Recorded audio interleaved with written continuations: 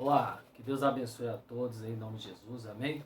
Ministro Fábio dos Santos, estou aqui com um vídeo interessante para você que está me assistindo. Para a galera aí da literatura cristã, nós estamos lendo alguns livros e como o pessoal sempre pede, a gente mande algum comentário, alguma coisa acerca e tal.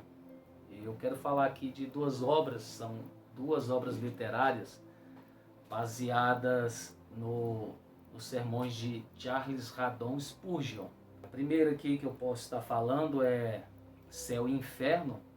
É uma obra literária bem curta, né? Como falei, baseada num dos seus sermões. E a outra é Soberania e Salvação. Por que eu achei interessante falar dessas duas? Porque elas vão estar dentro do mesmo contexto. Então acho importante a gente frisar algumas coisas aqui. Essa obra aqui. Okay? O que eu achei interessante nessa obra aqui, de primeira mão, para quem não sabe, né, a Charles Spurgeon foi nomenclaturado como o príncipe dos pregadores e também foi o último dos puritanos.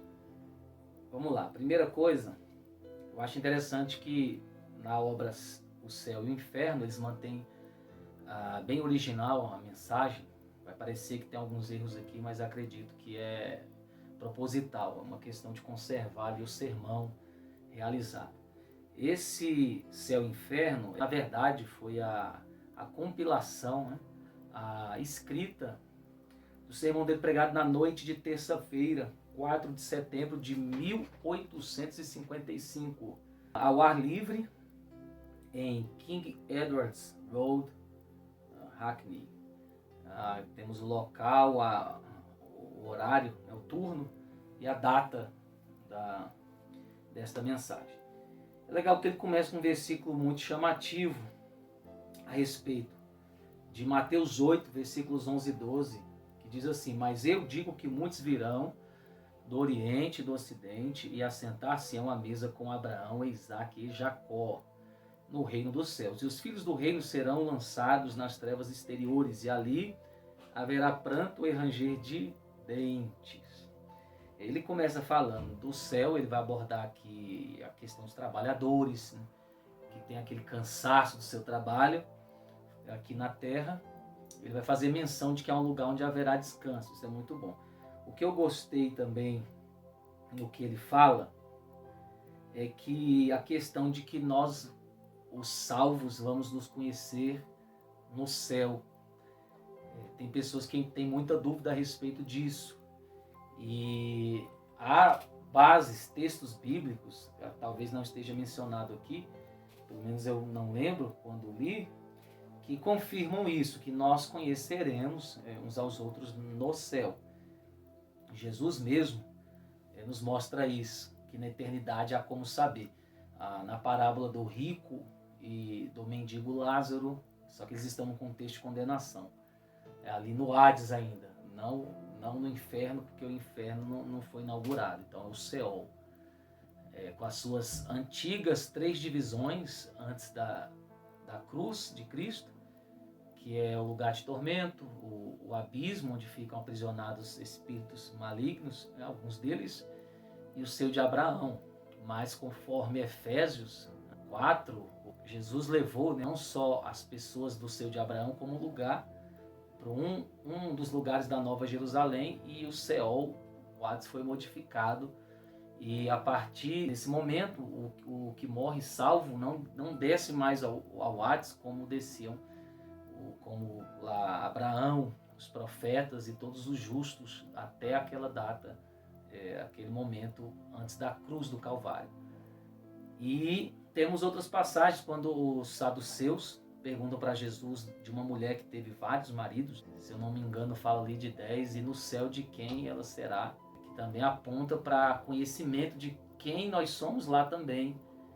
E Jesus vai explicar que, embora o que você vai entender ali, o que a Bíblia quer dizer dentro dessa perspectiva que eu estou explicando, é que lá não vai haver necessidade de reprodução, então não vai ter esse senso assim, filho, pai, mãe, como aqui. Por isso que ele fala que seremos como os anjos.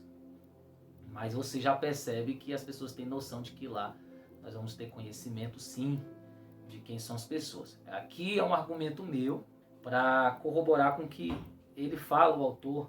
Por acaso não seria um lúgubre? Lúgubre é local fúnebre. Por acaso não seria um lúgubre céu para a nossa habitação, onde não pudéssemos conhecer a ninguém, e ninguém nos reconhecesse? Não me interessaria ir a um céu assim. Que é legal que ele aborda a questão de vamos nos conhecer sim nos céus, e tem base bíblica. Ele vai falar também, que é engraçado isso aqui, um testemunho, eu achei muito interessante, de uma pessoa que não queria encontrar outra lá no céu. E ele fala: escutei outra vez sobre uma dama que recebeu a visita de um ministro em seu leito de morte. Ele disse: quero fazer-lhe uma pergunta, agora que estou a ponto de morrer. Bem, perguntou o ministro, qual é a pergunta? Oh, respondeu ela muito afetada, quero saber se existem 2 lugares separados no céu, pois eu não poderia suportar que Bete, a cozinheira, estivesse no céu junto comigo. Ela é tão pouco refinada. O ministro deu a volta e respondeu: oh, não se preocupe por isso, senhora. Não há temor disso. Enquanto não se despojar desse seu orgulho maldito, você jamais entrará no céu. Realmente, aqui na terra, é o lugar onde devemos amar, perdoar, suportar, para que possamos estar nos preparando para entrar no céu. Então, o céu não é um lugar de disputas, de preconceitos, de se achar melhor ou não, nem de divisões. Ele vai comentar sobre isso. Ele fala muito que a salvação, quando muitos virão do ocidente, sentarão à mesa com Abraão, fala de pessoas que para a sociedade possam ser estranhas, pessoas que Deus nunca vão querer, mas é aí que a sociedade se engana. Muitas pessoas vis.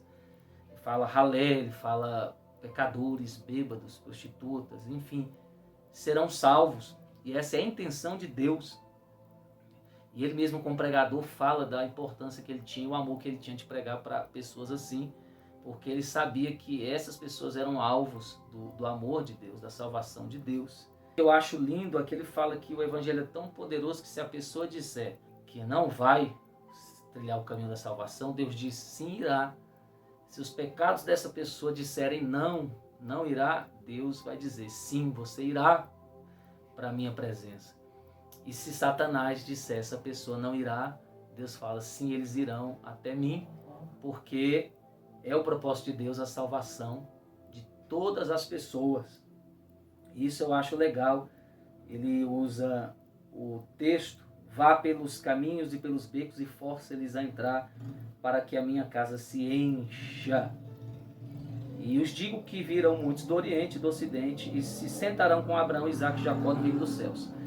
É muito legal isso. A importância de entender que muitos serão salvos, mesmo que você ache que essas pessoas não sejam dignas, porque ele diz que Deus não perderia jamais para o diabo, tanto que ele usa um versículo que fala, quando Jesus disse que estaria indo ao Pai para preparar muitas moradas. Não podemos limitar o poder salvador de Jesus. O pecador tem que ir sem medo com a presença de Deus. E aqui tem um texto que ele fala: agora, essa tarde, eu chamo ao principal dos pecadores e lhe peço que diga-me, dê licença, apartem-se dúvidas, saiam temores, fora pecados. Cristo me chama. E se Cristo me chama, isto é o suficiente. A questão de você confiar na graça salvadora, não olhando para você nem para os seus pecados, mas seguindo, simplesmente obedecendo a voz da salvação que está em Cristo Jesus.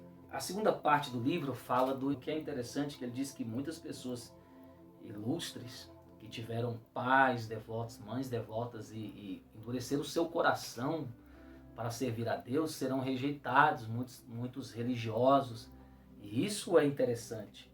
Ele vai dizer muito sobre essa questão das pessoas que se acham muito importantes para aceitar Jesus e, na verdade, terão um susto, porque as pessoas que eles achavam que não eram dignas, na verdade, naquele dia sentarão à mesa. A salvação, ela condena a autossuficiência humana e fala que há alguns pecados em pessoas que vão para o inferno por causa desses pecados, de morte. E ele vai falar de filhos de crentes devotos que poderão ir para o inferno porque achavam que a fé dos seus pais os salvaria, mas ele mesmo não teve sua fé. E quando ouvirem sua condenação, ele fala de um jeito meio poético, de pregador, para chamar a atenção das pessoas. Ele fala que quando eles ouvirem aquela condenação, no meio daquelas vozes que vão dizer amém para a condenação deles, estará a voz do seu pai, da sua mãe, que ensinou eles a orar, ensinou eles o evangelho, ensinou eles o caminho e eles não quiseram ouvir. Muitos que se acham filhos, por serem filhos de cristãos, acham que já estão salvos e podem ser surpreendidos naquele dia com a condenação, que é o texto que fala dos filhos do reino seriam lançados fora. Ele fala disso. Os judeus, por se acharem judeus, descendentes de Abraão, achavam que já estavam com a sua salvação garantida e não queriam se arrepender nem buscar a Deus. E isso ele traz para o contexto evangélico. Você, porque seus pais são cristãos, porque você nasceu na igreja, mas não quiser levar uma vida de arrependimento e confessar Jesus, você também vai ser lançado fora.